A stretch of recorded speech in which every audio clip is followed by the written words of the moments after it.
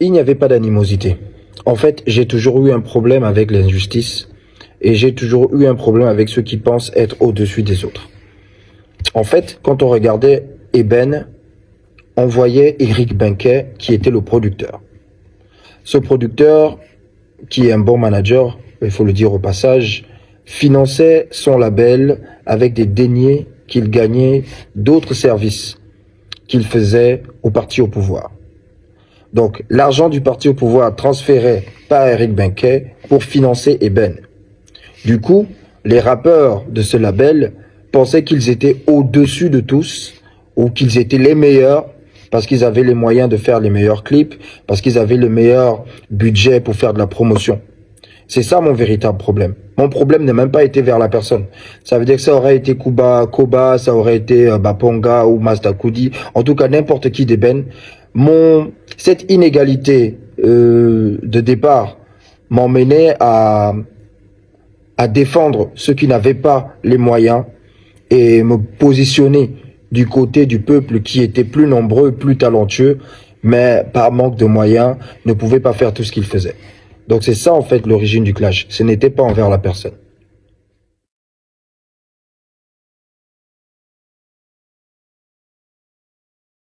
Ça c'est une belle question. L'instrument a été fait par Mitch Moana du studio Garage. Il venait d'ouvrir ce studio à lui. Et comme mon ancien producteur n'aimait pas trop mettre les moyens pour aller dans des vrais studios comme Cash Pro, on a enregistré la majorité de nos titres et de nos tubes dans des home studios, dans des chambres. Donc Mitch Moana devait faire à la base des instruments, des musiques pour mon groupe de rap, Mystic Combat, parce qu'il n'était pas question que je sorte en solo sur le projet. Et c'est lui qui a fait la musique. Il y avait Karta au studio, Sir Karta, mon grand frère. Il y avait Singan, mon compère avec qui je rappais. Et voilà. C'est comme ça qu'on a fait la musique et l'instrumental, il faut le dire. Plutôt, l'écriture, il faut le dire, vient d'un soir. J'étais chez moi. Je regardais Hip Hop Groove à Télé Africa, la rediffusion qui se faisait à minuit. Et je devais écrire un solo pour le maxi single avec mon groupe Mystic Combat. C'est ainsi que je vois le clip Qui veut, où le mec se dit le mec croit qu'il est au-dessus du monde parce que il appartient au label Eben. Et comme je vous l'ai déjà dit, je savais qu'Eben était financé par l'argent sale du PDG. Ça m'a énervé.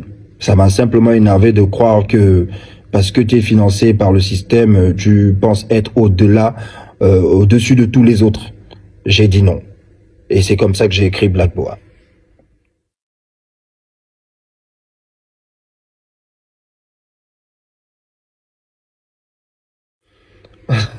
Bien sûr que je serais allé jusque-là. Avant, j'étais moins sage et je faisais pas forcément des belles choses. Mon objectif, c'était de faire à la Tupac et Biggie, hein. Et mes gars, à la 101e zone, étaient prêts pour ça. On cherchait même des opportunités pour que la casse arrive, quoi, pour qu'on en finisse une bonne fois physiquement. Oui, je serais allé jusqu'à là, mais si c'était à refaire, est-ce que je le referais? Je dirais non, parce que c'était pas la bonne chose à faire. Et en fait, je suis parti d'une analyse globale, comme je vous l'ai dit sur la première question, à un individu qui aussi était victime de ce système. La preuve, c'est qu'aujourd'hui, vous voyez que ce même système s'est retourné contre lui et il a retrouvé la masse.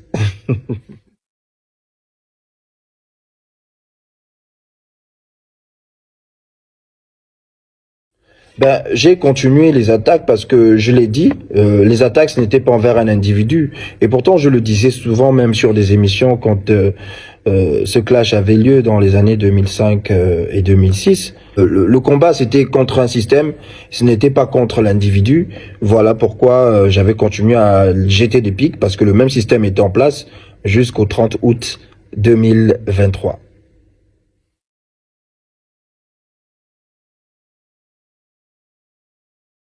Ben, en toute humilité, je dirais qu'ils ont raison. Parce que c'est ce clash-là qui a permis que je puisse être au devant de la scène. Avant ce clash, j'avais fait des sons en solo, j'avais fait des sons avec mon groupe, mais j'étais pas connu du grand public. C'est vrai. Euh, c'est ce clash qui a permis que je puisse être connu de tout le monde. Et ça m'a tellement collé à la peau que lorsque je proposais autre chose musicalement parlant, les gens ne voulaient pas. Ils voulaient voir Chadem le clasher. Donc ils n'ont pas tort. Ils n'ont pas tort.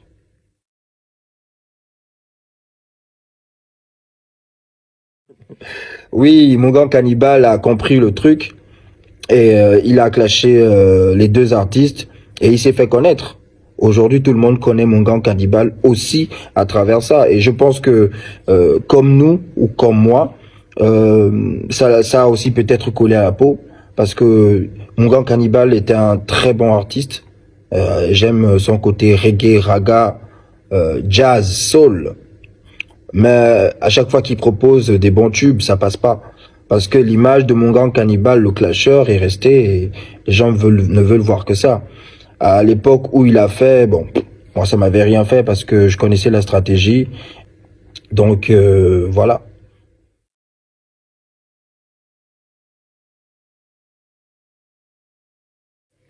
La hache de guerre a été décidée d'être enterrée lorsque j'ai accepté Jésus. Et j'avais décidé de faire la paix, non seulement avec Dieu, mais avec moi-même, aussi avec tous ceux qui m'entourent. Donc, je me suis rappelé que j'avais fait du mal à ce frère Ronindon qui ne m'avait pas provoqué. Et il avait été un dommage collatéral d'un système que j'avais décidé de combattre. Donc voilà, je l'ai appelé, j'ai demandé pardon. Et il a accepté, vous connaissez la suite, on a fait un son, le game, on a prévu faire un album. Après, ça n'a pas vu le jour et ça ne verra plus le jour. Donc c'était ça les raisons.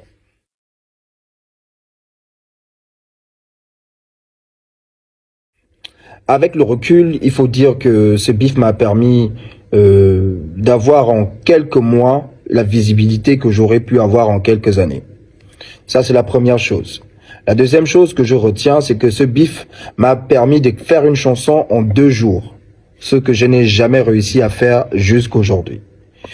Troisièmement, j'ai compris que le fait d'être en compétition nous permet d'aller chercher au plus profond de nous. Lorsque tu sais que tu es en compétition et que tu sais que tu peux perdre, tu donnes le meilleur de toi. Ce n'est pas comme quand tu n'as rien à perdre et que tu te dis, bon, même si le son ne plaît pas, je peux faire un autre. Là, en fait, j'avais un seul coup pour soit être accepté, soit être déprécié. Voilà. Donc, à travers le bif, je savais que lorsque j'allais au studio pour faire Black Boa ou faire le corrigé, si j'avais une seule balle, il fallait que ça frappe la cible et que, voilà, que le boa tombe. Il fallait que ça frappe la cible et que le boa tombe, voilà, voilà. Et en fait, cette manière de faire m'a poursuivi jusqu'aujourd'hui.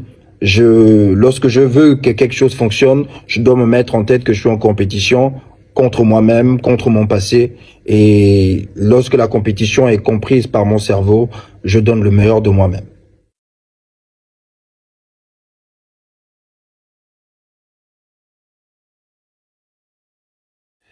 Il faut dire qu'aujourd'hui, j'en parle avec beaucoup de nostalgie parce que, comme vous le savez sans doute, j'ai décidé d'arrêter ma carrière musicale en 2019, simplement parce que j'ai découvert la mission pour laquelle j'avais été créé et la raison pour laquelle Dieu a permis que je puisse faire un peu de musique. Donc, aujourd'hui, j'ai abordé un nouveau chapitre de ma vie qui est en train de finir. Là, je vais commencer un autre chapitre de ma vie. Ma vie a 4 chapitres. Le premier chapitre, c'était la musique. Le deuxième chapitre, c'est celui dans lequel je suis. Le troisième chapitre, je suis en train de le commencer. Il prendra effet dans 3 ans. Et enfin, le dernier chapitre arrivera. Merci d'avoir pensé à moi pour cette interview. Merci d'avoir permis que je puisse m'exprimer. J'encourage fortement votre page. Vous permettez que nous puissions nous rappeler de notre rap du passé, car je suis de ceux qui pensent que les Gabonais sont un tout petit peu amnésiques. Et si à travers vous, on peut être hyper amnésique, il sera facile pour nous de savoir où aller. Disons-nous la vérité. Est-ce que le rap n'était pas mieux avant? Big up.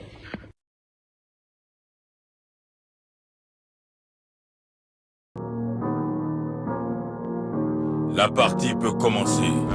C'est fini les clashs, on vous trauma comme Tupac et Biggie. À présent les jaloux nous aident. On a changé le game. Je m'en bats les couilles, je vais vendre du shit dans le jardin des dés. Building money, chadé mais chadé. Vos rappeurs sont efféminisés, on porte